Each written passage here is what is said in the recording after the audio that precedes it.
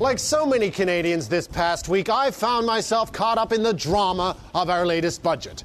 Well, actually, I take that back. I watched the budget, but I was curious what our various leaders would say about our current economic crisis, and they did not disappoint, starting with our newest political leader, Stephen Harper. Now, I call him the newest because he seems to have been reborn again. I mean, here's a guy who got elected saying he was going to cut spending to the bone. Then he became the biggest spending prime minister in Canadian history. Now he's running deficits that would make Pierre Trudeau blush. He is a no down payment, no payments forever kind of prime minister.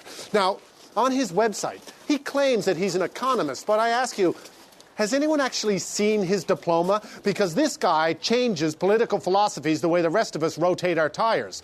What's he going to do for an encore? Get a perm and join the bloc? And then we have the new Liberal leader, Michael Ignatieff. The budget dropped and Iggy came out swinging. He tore the hell out of Stephen Harper and that budget in a truly spectacular display of withering criticism, pausing only long enough to say, oh, by the way, we will be supporting this budget completely. We've seen this act from a Liberal leader before. The only difference is this time around, we actually knew what he was saying.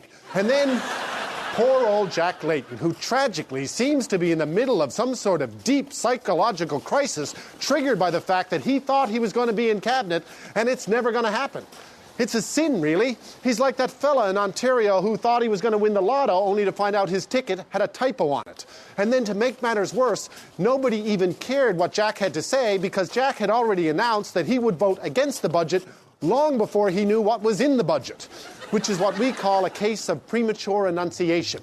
And honestly, at that point in the proceedings, I couldn't help but wonder what the security guard in the foyer of the House of Commons would do to save our economy. Because right now, based on what the other three have said, he's got my vote.